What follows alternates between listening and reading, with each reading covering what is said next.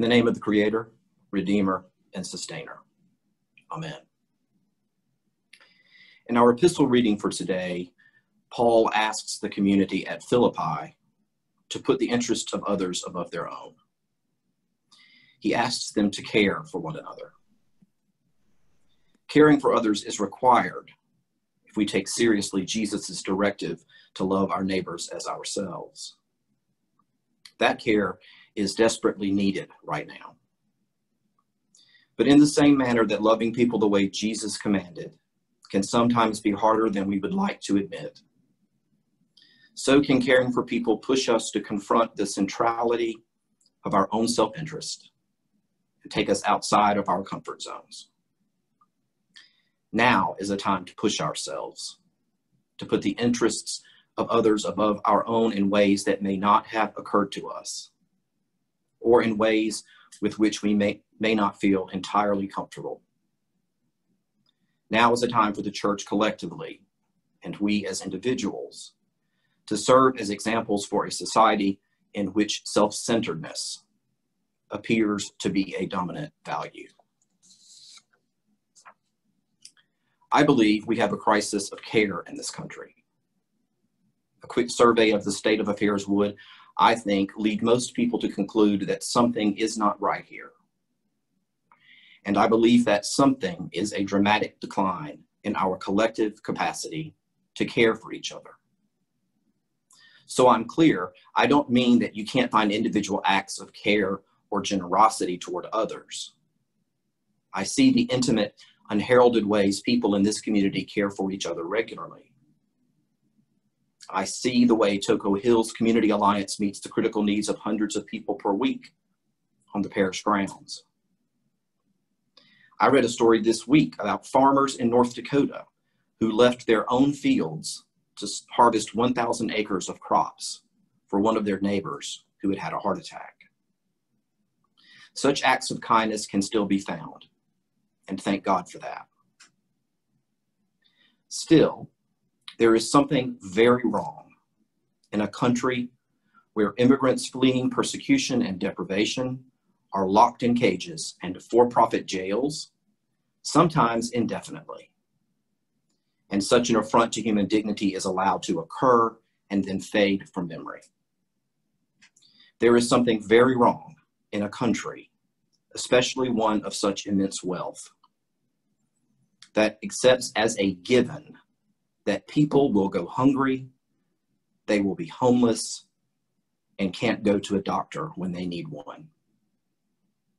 There is something profoundly wrong in a country that continues to acquiesce to the killing of unarmed Black and brown people by law enforcement and white vigilantes because it can't make the connection between that violence and its own legacy of racism. And there is something catastrophically wrong when a virus combined with a grossly inept response by our leaders kills 4,499 people and counting. And folks still want to argue about whether they have to wear a mask to the grocery store or how quickly the bars can reopen. Friends, a people who truly care about each other, who look to the interest of others rather than their own, would not permit a single one of these conditions to exist. We are, as a nation, failing to care for one another. And my question for us this morning is, what are we going to do about that? A week ago Friday, when I looked up from whatever I was reading to the screen of a muted television and saw the words, Supreme Court Justice Ruth Bader Ginsburg, dead at 87, I felt like I had been punched in the stomach. I've been a lawyer for a long time, and I have never cried for a judge, but I cried for Justice Ginsburg. When I heard earlier this week that Reverend Bartlett had died, I had a similar sinking feeling. What Justice Ginsburg and Reverend Bartlett had in common was that they each embodied care for others. As a lawyer and a judge, Justice Ginsburg was a tireless advocate for the legal equality of all people. Reverend Bartlett, through his work on issues like affordable housing and the care of our planet, powerfully cared for people here in our community. At the same time that our collective capacity to care for others seems to be on the wane, we are losing giants like these and others, like Congressman Lewis, who lived out their lives putting the interests of others above their own. Who will replace these leaders whose empathy and love of people served as an example for the rest of us? The answer is, it must be us. This loss is real, and many of us have felt it acutely. But if there is any inclination toward despondency, it must be resisted. We are a resurrection people, and we believe in a faithful God. God raised up prophets of care like Justice Ginsburg and Woody Bartlett, and God continues to call us to love and care for others. And we have in Christ the standard for the care of others to which we should aspire. It is expressed beautifully in verses 6 through 11 of the passage from Philippians, the Christ hymn, in which Paul so poetically describes the self-emptying love that defined Jesus' life, led to his death, and was vindicated by his resurrection. Jesus gave up everything to care for us.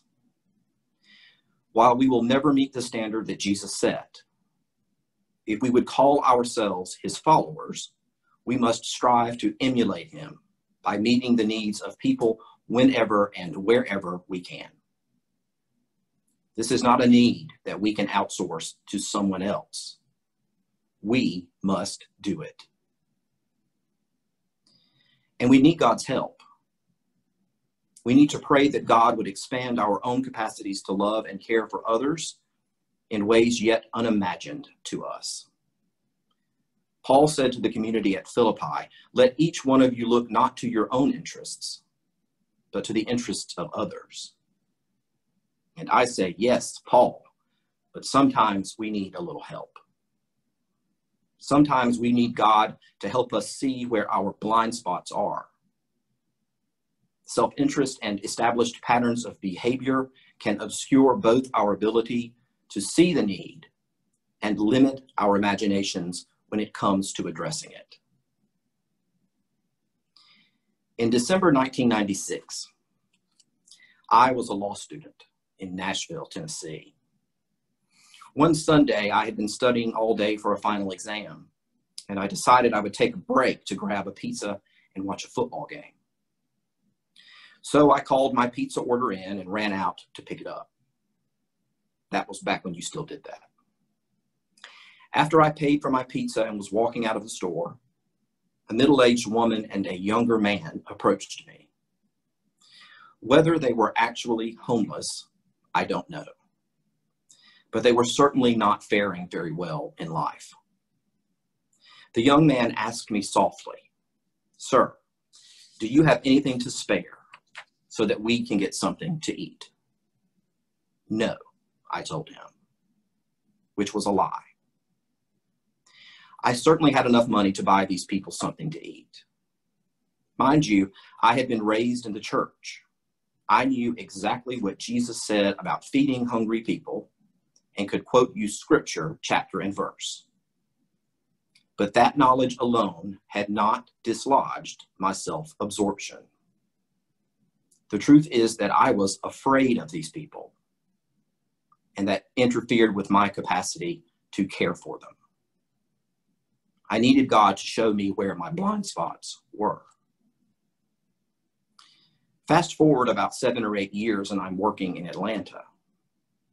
I was on my way to the office one cold Saturday morning, and I stopped off at McDonald's to grab breakfast.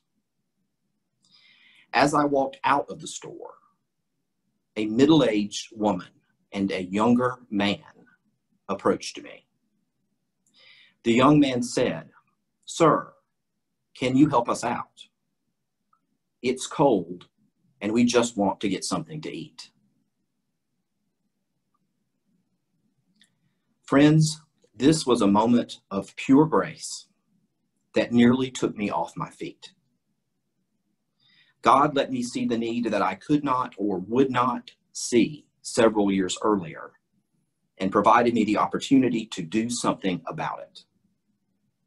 Like the first son in the parable from today's gospel reading, I was given an opportunity to change my mind, repent to be specific, and go in another direction.